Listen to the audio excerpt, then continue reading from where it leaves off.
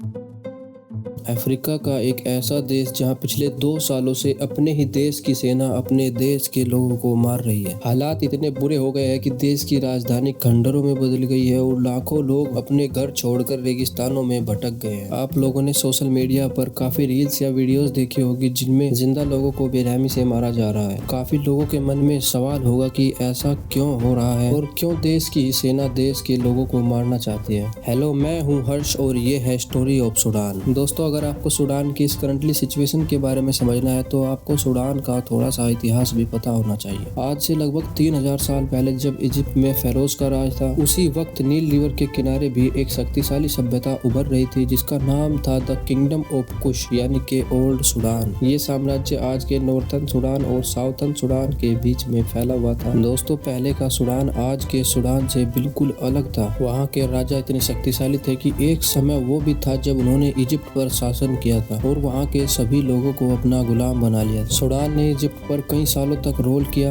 इस समय सूडान सोने की खान माना जाता था यानी लैंड ऑफ गोल्ड। इजिप्शियन इसे कहते थे नूबिया, मतलब गोल्डन लैंड। 7वीं सेंचुरी के आसपास जब अरब ट्रेडर्स और इस्लामिक रूल्स नॉर्थ अफ्रीका में फैलने लगे तो धीरे धीरे इस्लाम सूडान में आने लगा और अरबिक कल्चर अपनी जगह बनाने लगा। इस समय पर कई छोटे छोटे क्रिश्चियन किंगडम थे जैसे अलोडियन, मोकोरिया और नोबातिया, लेकिन आखिर में सब इस्लामिक सल्तनत में बदलने लगे और सूडान की आइडेंटिटी अफ्रीकन ट्राइबल कल्चर से बदलकर अरब इस्लामिक में बदल गई। धीरे धीरे समय बीतता जाता है और 19वीं सदी में इजिप्ट ने, जो उस समय ओथमान एम्पायर का हिस्सा था, सूडान पर कब्जा कर लेता है और यहीं से सूडान के बुरे दिन शुरू हो जाते हैं। ये वो दौर था जब सूडान के लोगों पर जबरदस्ती मजदूरी ली जाती थी, रिसोर्सेज लूटे जाते थे और सेल्फ ट्रेड बहुत बढ़ गया था। स्लेव ट्रेड्स मतलब जब कोई राजा किसी देश पर कब्जा कर लेता था तो उस देश के नागरिकों को अपना दास बनाकर किसी और को बेच देता था। आखिरकार सूडान के लोग तंग आकर 1881 में एक बड़ा धार्मिक आंदोलन शुरू करते हैं, द महदिस्ट रिवॉल्यूशन, जिसे लीड किया था महमूद अहमद अल महदी ने। उन्होंने ओथमान इजिप्शियन रूल को हटाकर महदिस्ट स्टेट बना दिया, लेकिन ये ज्यादा दिनों तक नहीं चला और 1898 में ब्रिटिश एम्पायर ने इजिप्ट के साथ मिलकर सूडान पर फिर से कब्जा कर लिया। अब शुरू होता है एंग्लो इजिप्शियन सूडान, जहाँ नाम तो इजिप्ट का था लेकिन कंट्रोल पूरा ब्रिटिश के हाथों में था। ब्रिटिश ने नॉर्थ और साउथ को अलग अलग डेवलप किया। नॉर्थ में इस्लामिक एजुकेशन और अरबिक कल्चर को बढ़ावा दिया और साउथ में क्रिश्चियन मिशनरीज और इंग्लिश सिस्टम को लागू किया। परिणाम स्वरूप सूडान 2 हिस्सों में बंटकर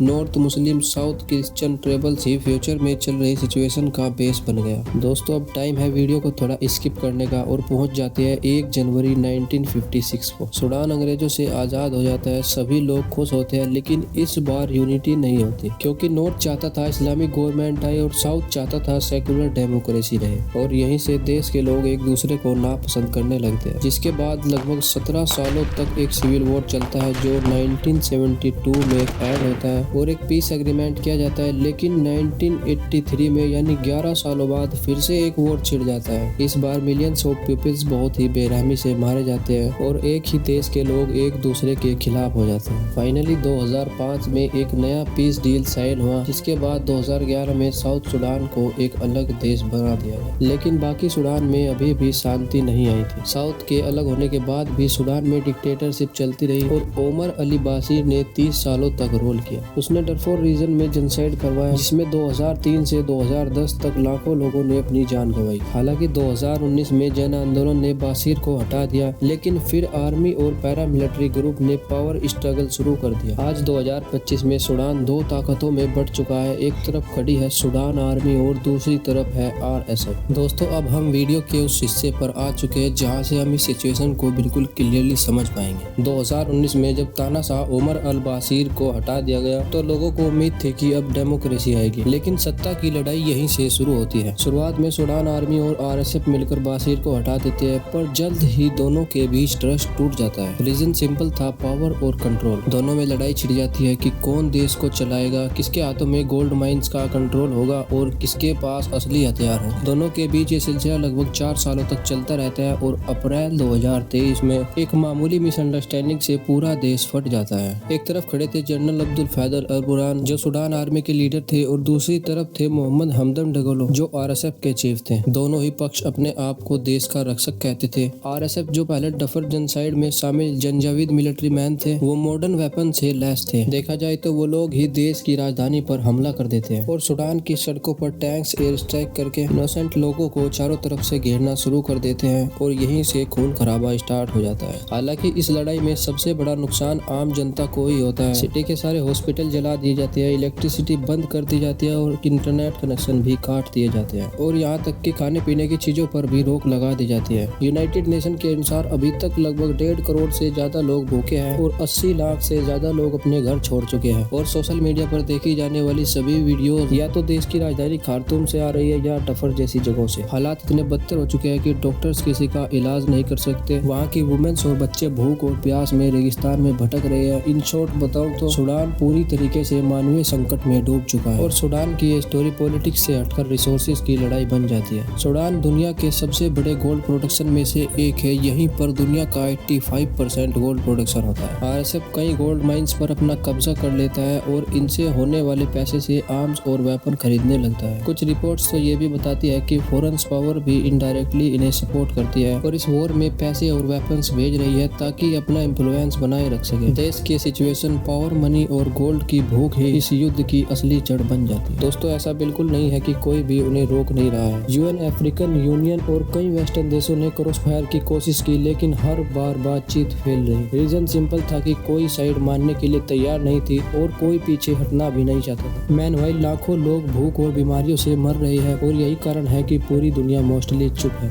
दोस्तों पावर, ईगो और सोने की भूख ने इस देश को बर्बाद कर दिया। जो सूडान कभी लैंड ऑफ गोल्ड था आज लैंड ऑफ टीयर्स बन चुका है। दोस्तों मैं तो सिर्फ बस यही कहूँगा कि आप सूडान के लिए प्रे करो क्योंकि कभी दुनिया की सबसे बड़ी लड़ाई पावर की नहीं होती बल्कि ह्यूमैनिटी की बन जाती। वीडियो को यहीं पर एंड करते हैं। वीडियो में अगर कोई पार्ट मिसिंग हो या आपके मन में कोई सवाल हो तो कमेंट में जरूर पूछें। वीडियो अच्छी और इन्फॉर्मेटिव लगी हो तो चैनल को सब्सक्राइब करें और वीडियो पर अपना एक प्यारा सा लाइक जरूर दें।